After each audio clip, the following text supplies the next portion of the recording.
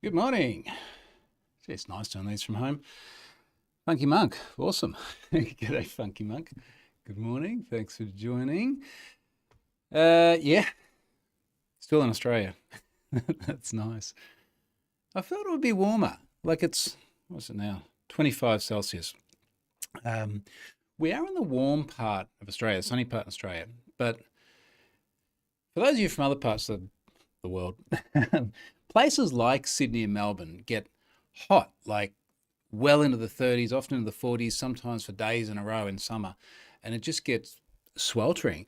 We're further north, which remember when you're in the southern hemisphere, that's when it gets warmer. So we're closer to the equator. So we have much more temperate weather all year round, but it doesn't get too hot. Like it's really, really rare to get much over 30, but it gets more humid. So anyway, now we've just got these slightly overcast days, but warm, which is nice. Pool's 32, 33 Celsius each day. We've got solar as well, which helps. But it's nice. G'day, Simon. G'day, James. Thanks for joining. All right, where do we start? Coffee is where we start. I'm hoping, and I think this is all right, I'm hoping my bandwidth looks okay. Someone sent me about 8 terabytes worth of data while I was away. Now, 8 terabytes of data is a non-trivial amount to suck down. I started going just over 24 hours ago.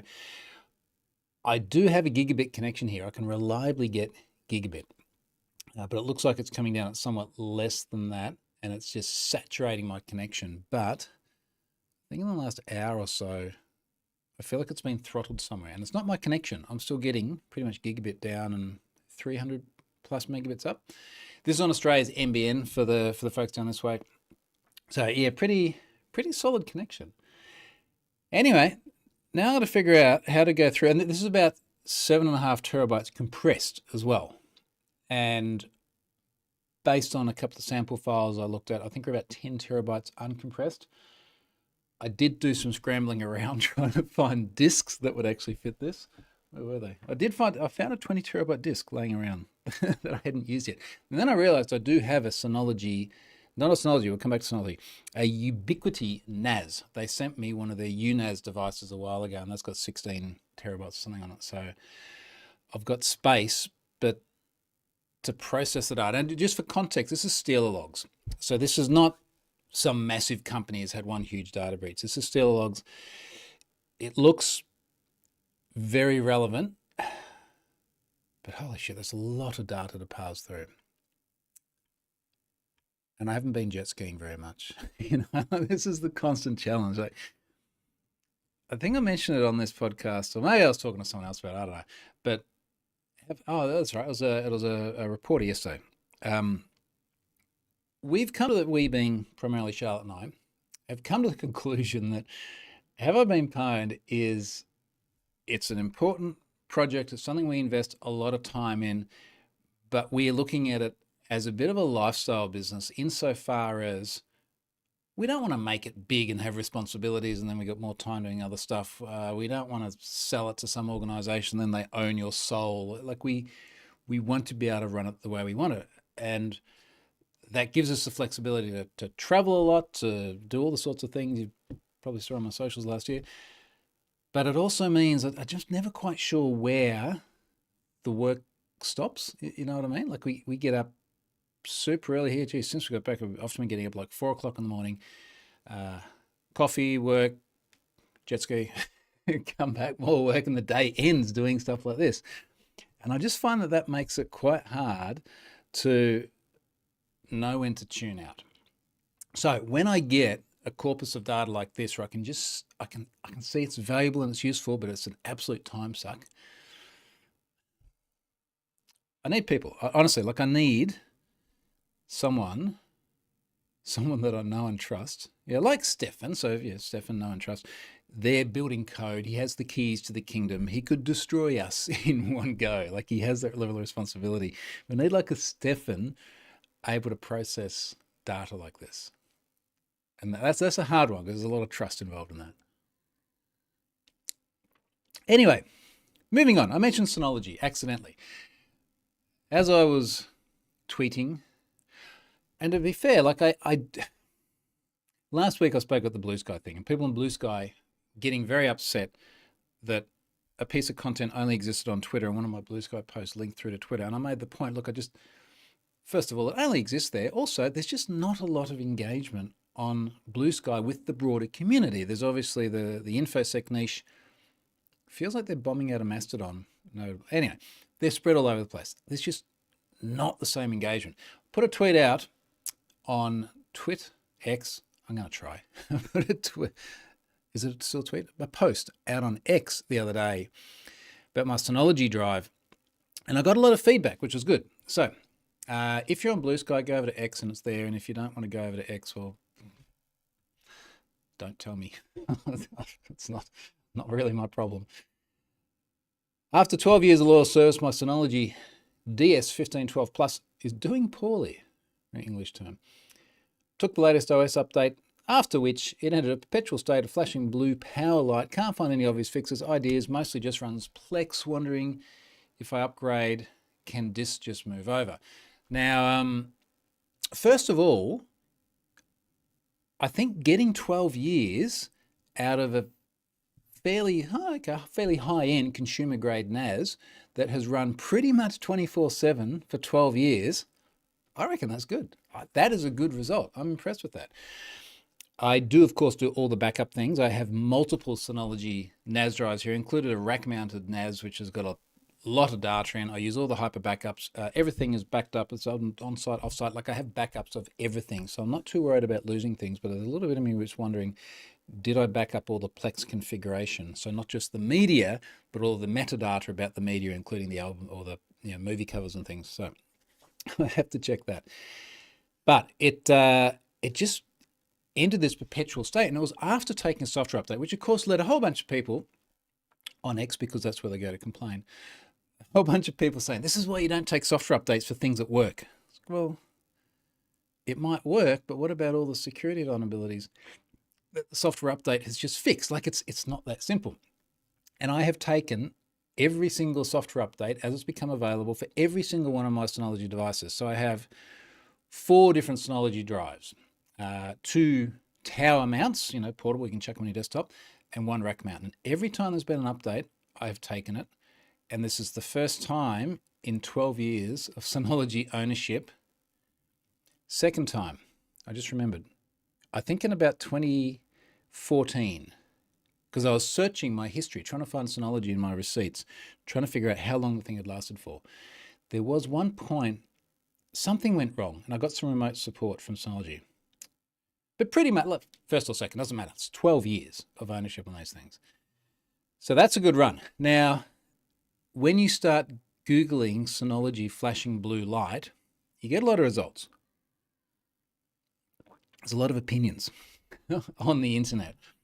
It has everything from it's a bad disk, so take the disks out and just try and boot from the OS that runs on the flash memory on it. Okay, well, that didn't work, still flashing blue light. Try a blank disk. That didn't work.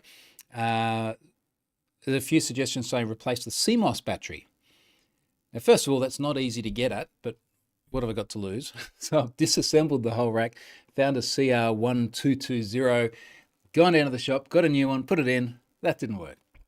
So none of these things have worked at all.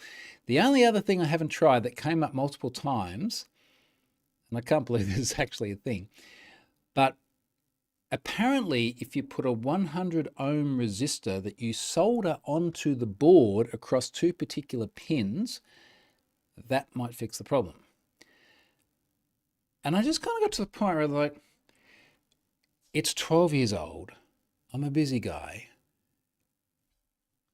Do I really want to be like soldering a resistor onto 12-year-old equipment? And how long would I actually expect that to last, even if it worked?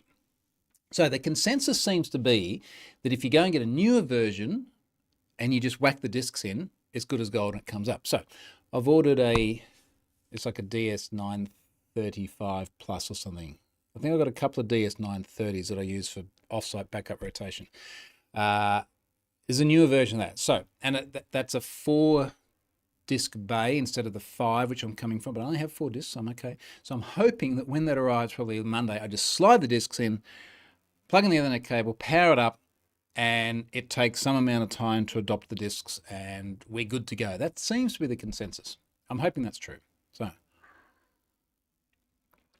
John O 2518, Happy New Year. Yeah. It's Happy New Year. I wrote 2025 for the first time today. It's very confusing. So, hopefully that's going to come good, and I can stop thinking about this. I did have a bit of a moment as well. Put this question out to folks out there, whether you listen to it now or later. How warm is okay for your server rack?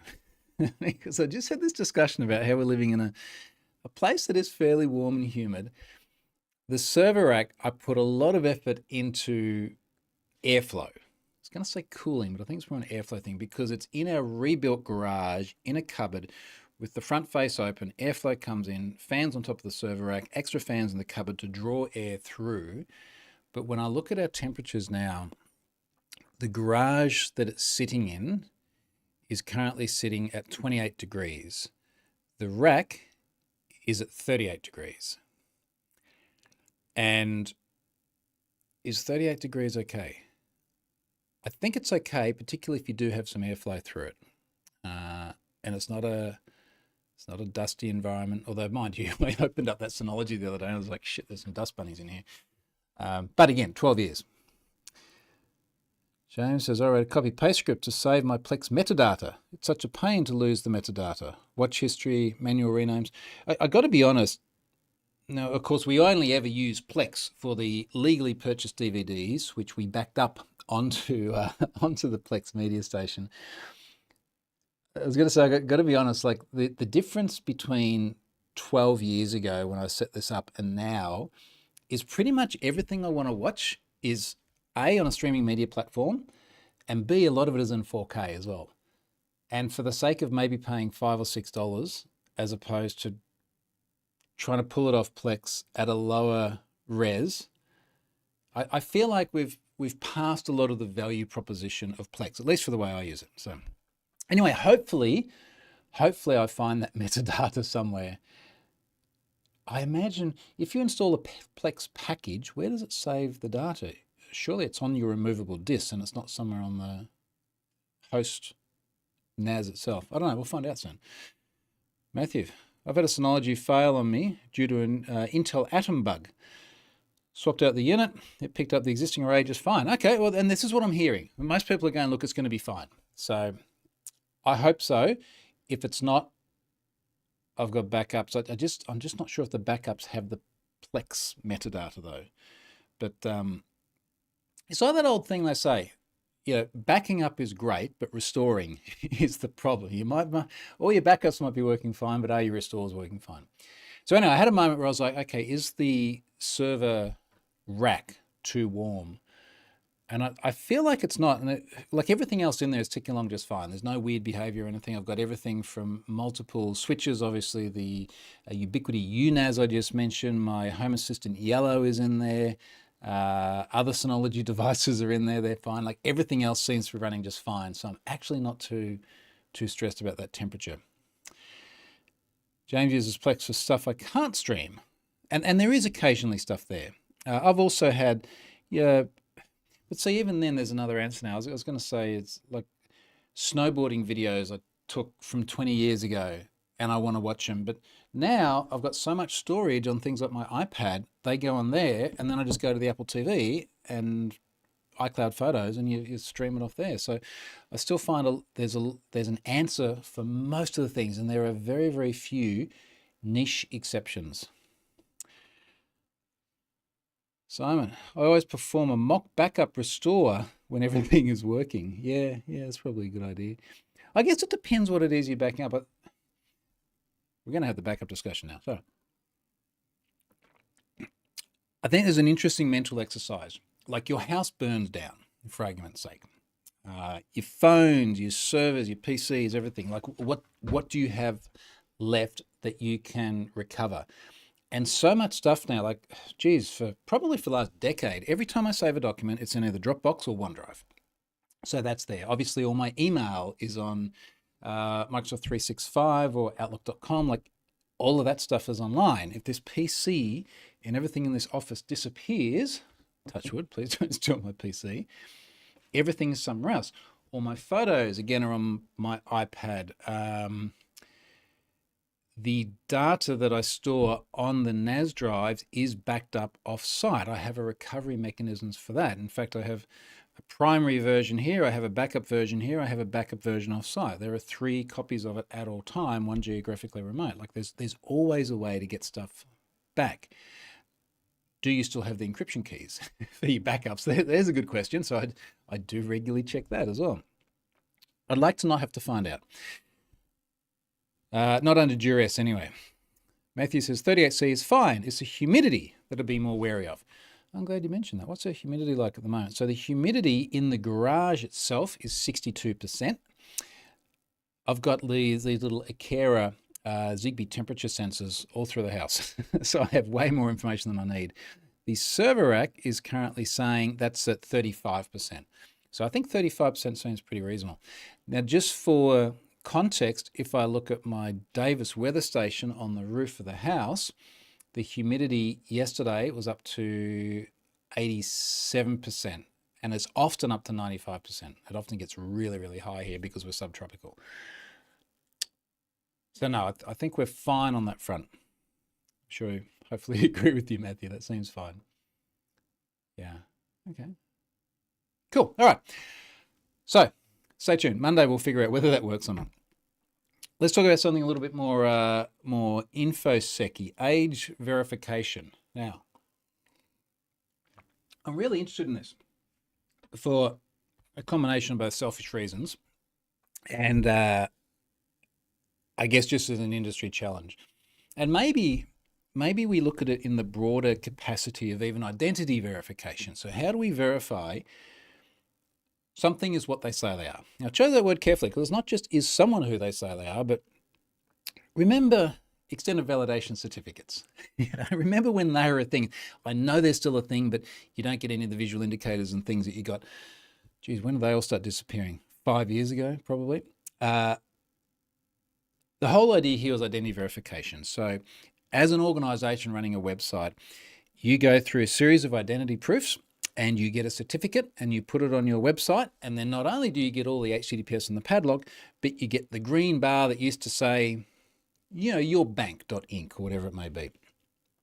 And you would know that when you went to that website, it's yourbank.inc. And there are all sorts of problems, which is why that disappeared and you no longer see any of the indicators. There is still extended validation. It does exactly the same thing as domain validation, sits effectively behind the veneer of the browser and does the same thing. You just pay money for it. It didn't work. We just simply didn't have a good model for identity verification of the service you're connecting to. Now, as for the service, we still don't have a good model for going the other way around. Now, when I say good model, we don't have any standardized, reproducible mechanism, especially across jurisdictions. In Australia, we have MyGovID, which I think now that is called MyID. But there is an enrolment process where you go and register for the government and you've got to provide a combination like passports and driver's licenses and birth certificates and all sorts of things. And then you get this ID, which of course you then need to log into. So you have all the risks of potential theft of that account like any other online account. That's not how it works in America. And it's not how it works in Europe. And it's not how it works in Asia. There are different models there because they're tied to the government as the authenticator of the identity. And then there's the age thing. So identity aside, you know, I am this exact person living in this location with these attributes. There's a question of not just age, but perhaps even the higher level concept of, am I above a certain age? So am I above either 16 or 18? We'll talk about both these examples in a moment. Now, in that case, you don't need to know necessarily my name or my location or my gender or anything like that, but you do need to know, is the person of a given age? And the reason why I'm becoming particularly interested in this at the moment, and this will be an interesting year, is because our government here in Australia has passed a law that as of late 2025, you will need to be 16 years old plus to use social media. So imagine that. Twitter, Snapchat, Instagram, like, you know the things. You need to be 16 years old. And there's a whole other discussion I've talked about here before around why they're doing that. And there's a lot of things there I do agree with. I say this with a 15-year-old son who will be 16 before this passes into law, so he's good, and with a 12-year-old daughter who will be 13 before this passes into law. And 13, of course, is when legally, or at least based on terms and conditions, you can get your social media accounts. On his 13th birthday, I went through all of the social things with my son and got him set up the right way. Strong passwords, multi-factor, all the good stuff. And the plan was to do that with my daughter, but of course she'll get it. And then a few months later, this law will come into effect and theoretically it'll be taken away. And again, I understand why our government has passed this, because I see the level of addiction that kids have to devices. And that the sort of the argument is that if you take it away from everyone who is under 16, there's no peer pressure and everything else. And I think that is a very noble but simplistic view of how the technology works. The reality of it is, now with my daughter at 12, and even a year ago, so many of her friends have Snapchat, for example, or they have TikTok or Instagram. And I was always adamant that, no, you're not going to get it yet. WhatsApp, you're not going to have these yet. You have an iPhone, you have iMessage, you have ways of communicating with your friends without it being opened up to the world of all the other external influencers and randos and weirdos and things on the internet contacting you. And then when you get to 13, you'll get those, and we'll have lots of other discussions about how to use social media. So that's always been the view, but I've had to sort of go, look, I know a lot of your friends have got this, but you're not going to get it until this point. And she's actually been really good with it. When I explained the new law, she literally cried, like literally cried. And it kind of, where I ended up with her, as I said, I'll tell you what, I'll do you a deal, because I don't know how this is going to roll out yet. I said, I promise you, you will have the same things as the majority of your friends, which I thought was a good way of putting it. If the majority of your friends still have social media after this, you will have it. If the majority of them don't, you won't. And I said that because I suspect the majority of them will, because I don't see how this is going to work. And we'll talk about the problems with it in a moment. I think like most, everyone parents a bit differently, but my view of it is I don't want my kids to be ostracized from the social norms, because particularly for things like social media, this is where a lot of them congregate IRL activities as well. Certainly for our son, so much of what he organizes with his friend groups is via Snapchat. Now imagine all of his mates had Snapchat and he didn't. He's going to get left out of a lot of in-person things, not just online things. Conversely, I see even via iMessage, the conversations my daughter has with some of her friends. And like the other day, we were on the snow in Oslo and her phone rings via her watch, and it's one of her friends saying, could you please block this other person? And I'm like, what's this about? She says, oh, well, these two people are having an argument and this person is looking for support to block this person. It's like, you know, that's just literally bullying, right? Like, tell this person that's not on. Anyway, the point is, you can see how, particularly using online technologies, be they social media or even iMessage, there are these problems that are created. So again, I get the sentiment. Now, let's talk about the technology, because how do you actually implement this? So how do you make sure, as a social media platform, the government's position is we've set the law, that's up to the social media platforms to go and implement it.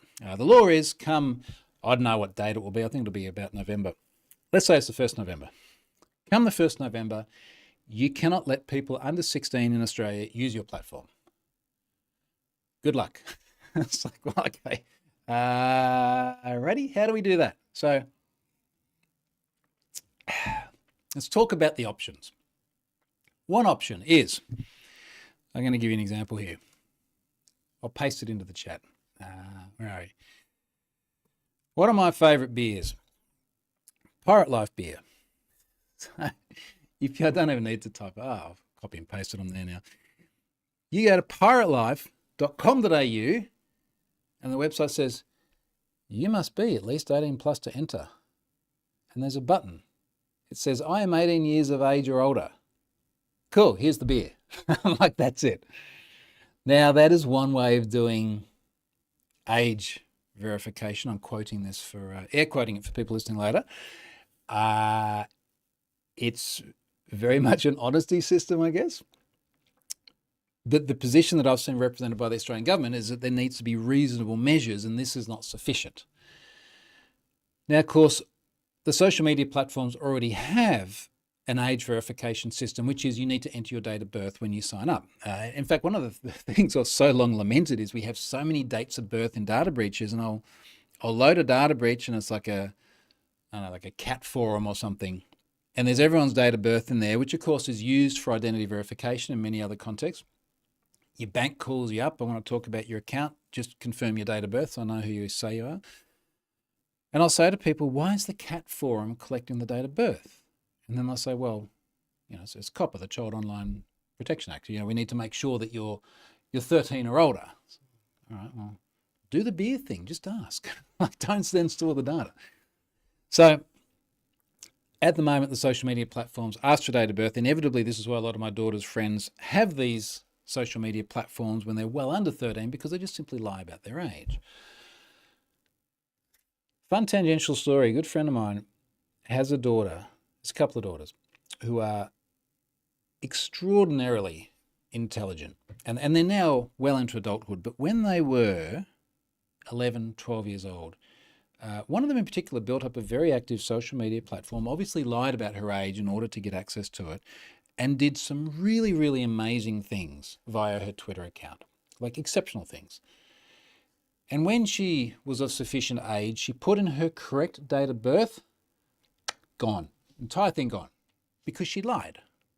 And in those terms and conditions that none of us read, there was probably something like, if you lie about your age and we find out later on, we can kill your account. So one of the reasons I've been really adamant about not lying about ages on social media accounts, because you just never know how valuable it will become and what might happen if they find out later on. So anyway, the whole idea about just asking for a date of birth clearly isn't going to work. So how do we reliably verify identity? And this isn't just for people, I'll rephrase that. How do we reliably verify age, which of course is tied to verifying identity, because you need some sort of a proof that's going to be tied to you. So how do we do this? Not just for people under 16, but for everybody else. So let's say it's my son, who will be 16 before the 1st of November.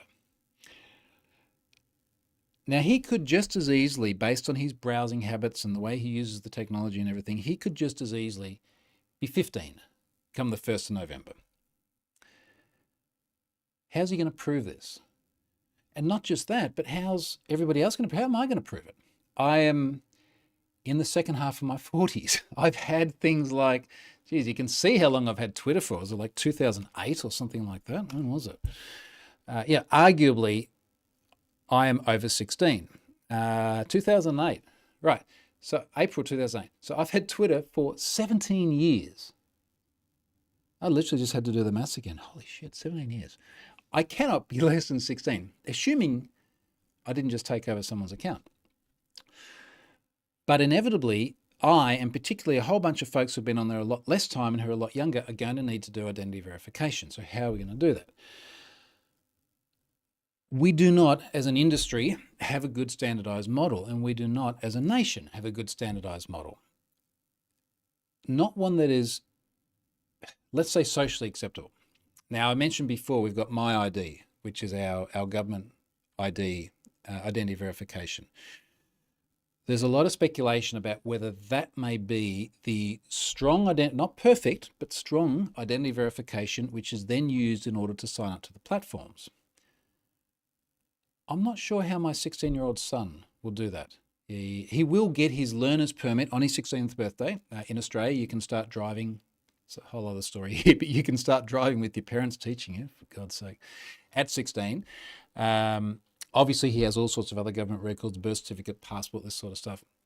He doesn't yet have the mechanism to actually log on and verify an identity anyway. And even if he could, is that the way you want to do it? Like, do you want to tie a government identity as a prerequisite to accessing a social media account? Now, I chose the words carefully there. I'm not necessarily saying that you would have to tie an IRL government identity to an online persona, because you don't necessarily need to maintain that relationship after the identity proof. One of the arguments people are making is, well, yeah, some platforms require IRL identities. I'm not sure. I think Facebook stands somewhere along the lines of you can't have parody accounts, that sort of thing. But, let's say it's TikTok. I'm guessing here because I'm not a big TikTok user. I have my flag in the ground for my account, but that's about it. If you want to have, Fluffy Cat as your username and you want to be anonymous and you don't want to tie an identity to it, how do you then feel about having to show some sort of government ID to prove age to get you into there? And, we're talking about Australia, which is a pretty progressive, modern Western democracy. But when we extend this logic to other parts of the world, when particularly you might be of a demographic which is persecuted by the government, how do you feel about that? Because when we look at the broader picture beyond just Australia, how do you have proof of age and privacy? And that leads us to the Pornhub thing, which is a good segue because it's the same topic. Now, I'm going to find the tweet yesterday. There's a good story on 404 Media, Joseph Cox and co there, writing about how, let me just read the headlines here. Pornhub is now blocked in almost all of the US South. So many states in the US are passing legislation which is similar to our situation in Australia with social media, where you need to be a certain age to access certain services. Now, what a bunch of these states have said, Virginia, Montana, North Carolina, Arkansas, Utah, Mississippi, Texas, Nebraska, Idaho, Kansas, Kentucky, Indiana, Alabama, Oklahoma, Florida, Tennessee, South Carolina. Adult websites operating in these states, you're on the internet, of course you're operating in these states, need to prove that the user is 18 before they use the service. Now, the way it works at present, I did some research on this. The way it works at present, I just screen capped this and put it in one of my tweets, is you go to aforementioned adult website and it says, this is an adult website. This website contains age-restricted materials, including nudity and explicit depictions of sexual activity. By entering, you affirm that you are at least 18 years of age or the age of majority in the jurisdiction you are accessing the website from, and you consent to viewing sexually explicit content. And then there's a great big yellow button, and this is a screen cap, by the way. There's no way I'm showing that on this. Yeah, anyway. I am 18 or older, enter. I'm under 18 rather, exit. And that's it. That's the way it works everywhere except for those states. So in those states, I VPN'd into Texas just to see what it does. I'm not going to read the whole thing, but it's just like, dear user, as you may know, your elected officials in Texas, it's your fault, you elected them. Your elected officials in Texas are requiring us to verify your age before allowing you access to our website. And it goes on here and it gets a bit heated. I know, I'm Pornhub. Who'd have thought it? I'll read this paragraph. Unfortunately, the Texas law for age verification is ineffective, haphazard, and dangerous. Not only will it not actually protect children, but it will also inevitably reduce content creators' ability to post and distribute legal adult content and directly impact their ability to share the artistic messages they want to convey with it. It's not porn, it's artistic messages. Your mind out of the gutter. I'll talk about that tomorrow. I can see a bunch of comments, so I'm just going to touch on those. Funky Monk, my son won't legally be able to keep his channel. He is Devo. Yeah. Yep. And so Funky Monk, I think there's a really interesting discussion that has to happen here as well in Australia, which is when you could be up to 3 years old.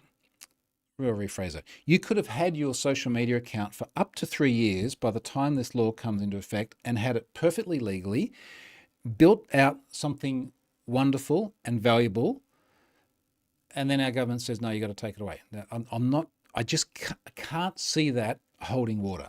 I just can't see that getting through. We'll see.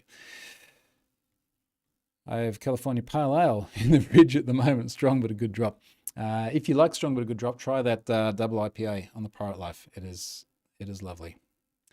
Mind you, I have come back from a month of travel and have not been drinking anything, have been exercising severely, eating fantastically, trying to recover from a month of holiday. James says, I don't give real age as an adult. I don't trust them with my information. Now, I agree with you. And many people have said, look, every time you sign up for someone that asks for an age, you should lie. Now, I don't have a problem with that. Anecdotally, there is, when I look at data breaches with ages, there is a massive skew of dates of birth that are the 1st of January. You need to remember the lies you have told to whom, and you need to decide whether or not it's a lie that's going to get you into trouble later on. And what I mean by that is if at some point in time you were asked for the date of birth you entered as a verification question, you need to remember what it was. If it is something that does then tie into something like, your driver's license or your passport or something like that, and things don't line up, you have a problem. Now, I'm not worried about that with like Cat Forum, but something to keep in mind. Wayne says, I've had a lot of chats with my 13-year-old son about social media. He doesn't use any of it and doesn't seem bothered. Problem solved. Now, so long as you can do that for another 3 years, you'll be fine if you're in Australia, which I honestly find amazing in this day and age. Yeah. I wonder if his social groups are of the same view, so no one worries about it, which is kind of what our PM is trying to get us to, and I do agree with him here, which is it. I'll continue my train of thought.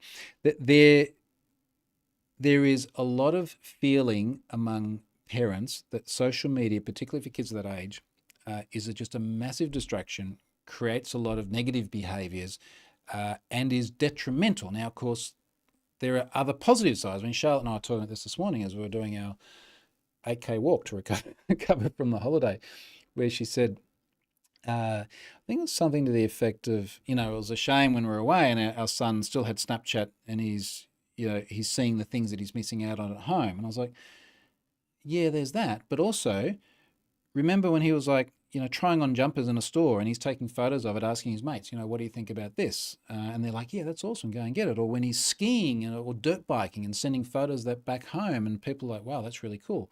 And where he doesn't feel like he's disconnected, like there's a scale here. And I think a lot of it is looking at the ups and the downs, and then what's the social norm among their peer groups as well. That's my feeling on it. Funky Monk, I think this is a way for the Gov to leverage in their digital passport idea. Now, this is one of the arguments that's being made. I get to spend a lot of time with law enforcement in particular, but a lot of people in government as well, and talking about cybersecurity stuff and data breaches and all this sort of thing. And honestly, I never get the feeling that there is ulterior motives for things like this. I think the Occam's razor, so the simplest explanation being the most likely one, is that there is a lot of concern among parents about what social media does, especially to younger children. Charlotte was also making the point before, she's like, go and have a look at how many like facial products and bottles of different solutions there are in our 12-year-old daughter's shower. She is influenced by all the things she sees to want to go and get these. And a lot of that comes by what she sees online. But then I'm like, yeah, but then we had ads on TV when I was a kid. And also she doesn't have social media yet, so she's seeing it from somewhere else. Regardless, it does reinforce a lot of negative stereotypes and so on and so forth. So I guess my point is, who said this? Yeah, Funky Monk. My point is that I think that at face value, there is a lot of legitimacy to what Albo in this case was saying in his press conferences about this law. I think that there are many other levers that will drive people towards implementing the MyID model anyway. And I haven't seen the figures, but I would imagine that adoption rate is ticking up fairly rapidly because we are a more digitally native generation, and the older folks are passing on to their, anyway, they're moving on. So we would have more adoption. There are more services online. I don't know that the government necessarily gains a lot by forcing people to use a digital identity to prove an age to social media beyond what is represented at face value. That's just my 2 cents.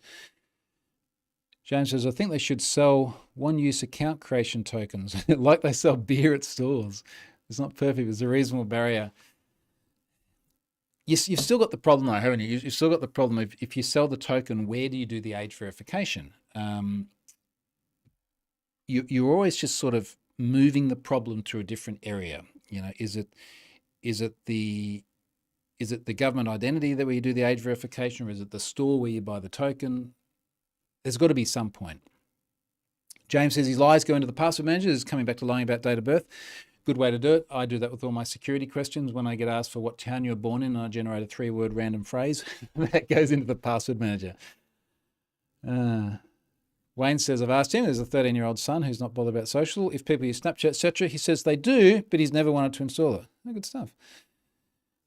Scott's here. Huge opportunity for someone like Apple to do age verification, then provide that assertion to services, apps in a private way. Yeah, now I think you're right, mate. And I've seen a number of people mention this where at least someone like Apple is carving out a niche as a privacy-centric organization. If I could do age verification on here, and Tim Pinky promised that when you go to a service, there'd be some sort of cryptographic token that was passed from the secure enclave of the device that merely gave confirmation of age, that would be really useful. I won't show you what it looks like because my driver's license, but our digital driver's licenses, we have the ability to share just age verification. So if you're going into a pub, this doesn't happen to me anymore, but if you're going into a pub and they're like, we need to see that you're 18 first, show us your license, you can literally show a QR code with an image and an over 18 sign above it. So they can either just look at the image in the over 18 and go, yeah, it's probably fine, it's not just a screen cap,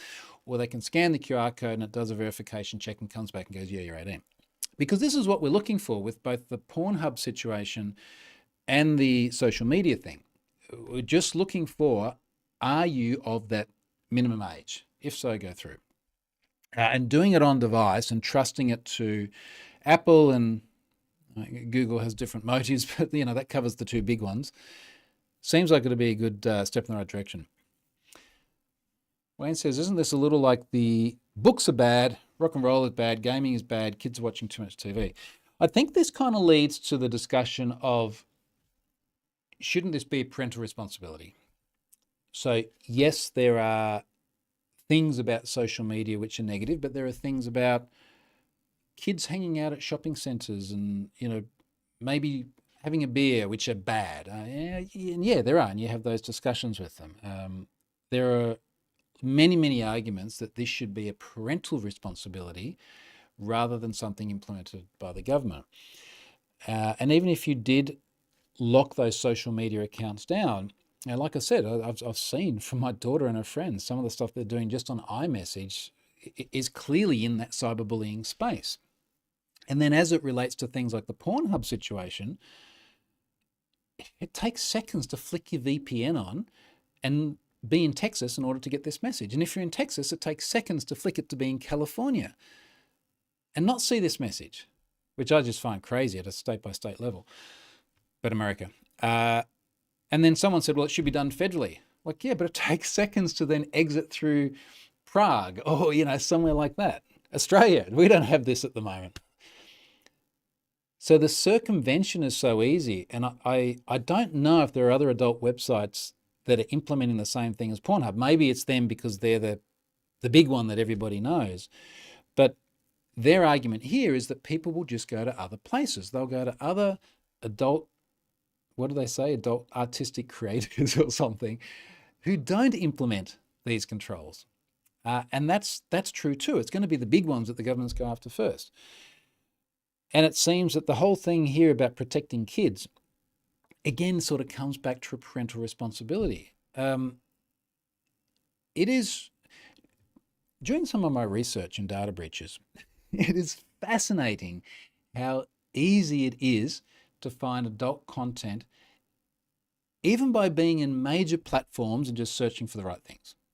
You know, take the social media stuff out of it, take the dedicated adult websites out. It's so easy to find content. And the fascinating thing about this, like, let's take the social media situation. At the moment, we're really just having a debate in Australia about a 3-year gap. At the moment, it's 13. It's implemented by the social media platforms. It's going to be 16 implemented by the government. let's say for the sake of simplicity, there is another 80 years after that 16 of age groups of people. We'll go up to 96. Apologies for anyone over that listening to this and feeling ostracized. And you're saying for the sake of this 3-year age gap, or in the case of the adult stuff, the 5-year age gap, we're going to put a burden on the other 80%, which is not just a burden or a barrier to entry, but it's a burden on privacy. And that just seems a little bit nuts, particularly when, even if it is done exactly the way the governments in both of these cases would like it to be done, it's so easily circumvented. It just feels like the wrong problem. There's another screen to the Pornhub message here. Safety of our users is one of the biggest concerns. We believe that the only effective solution for protecting minors and adults alike is to verify users' age on their device, which is Scott's point, and to either deny or allow access to age-restricted material on websites based on that verification. Now, in a way, they're sort of taking the easy way out here too, because they're going, let's make it Apple's problem. Let's get Apple to solve this, and then it's not our problem. But the thing is also, I haven't quite seen the way that the legislation is worded in these various states in the US, but it seems to be very much about you need to have, it's lawyer speak, sufficient controls, or reasonable controls, or things like this, which then seems to be very much left up to the individual services. It puts a massive burden that needs to be replicated across all of these different platforms. So I do agree with their logic here about, wouldn't it be good if you could do this at the device level? Now they've got a little footnote here where they say device-based age verification refers to any approach to age verification where the personal information that is used to verify the user's age is either shared in person at an authorized retailer, inputted locally into the user's device, or stored on a network controlled by a device manufacturer or the supplier of the device's operating system. Which again does put a lot of responsibility back onto the other platforms. I don't know.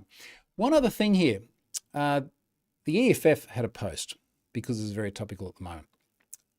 Parts of which I agreed with, parts of which I didn't. So the EFF wrote, Global Age Verification Measures 2024 in Review. Which of the bits I didn't agree with? They've said here, no study shows such harmful impact. There's kids on social media. So no study shows harmful impact of social media, and kids don't need to fall into a wormhole of internet content to experience harm. And there's a whole world outside the barriers of the internet that contribute to people's experiences, and all evidence suggests that many young people experience positive outcomes from social media. And what I don't like about this is it's almost like it's not just social media that's harmful. There are snakes and crocodiles, and there are other things out here that are harmful. So why focus on social media? And it almost feels like a recognition that there are definitely harms from social media, even if we haven't sufficiently quantified it in a study, which you have to imagine would be very hard to quantify. But there's other things that are harmful as well. I kind of feel like it feels a little bit like this is written by someone without kids. But the bit that I did really like here is that they've got a headline which says, the scramble to find an effective age verification method shows there isn't one. So, yeah. Comments.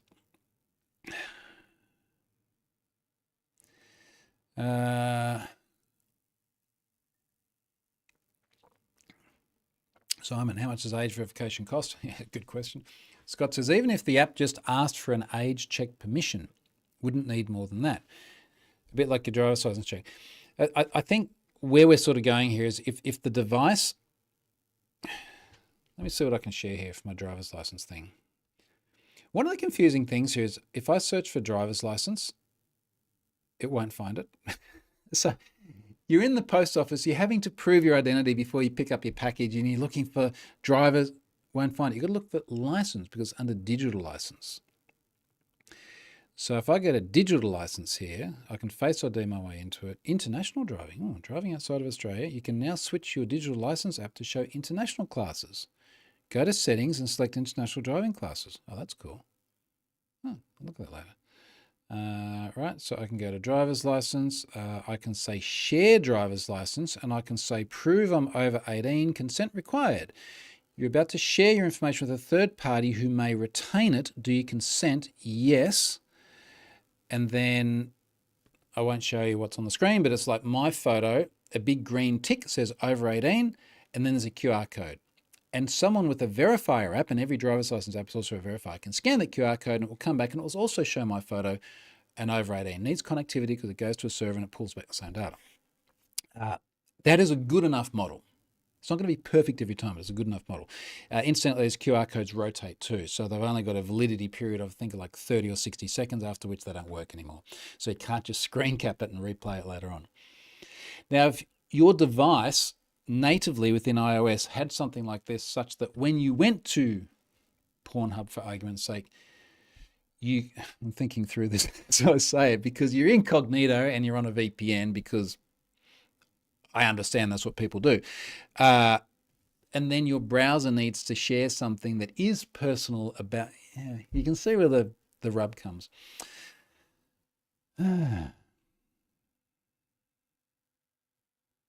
James says, I imagine kids downloading a pirate's version of apps with the VPN built in. Also with malware, it's going to suck, just like VPN company caught selling access to users' network.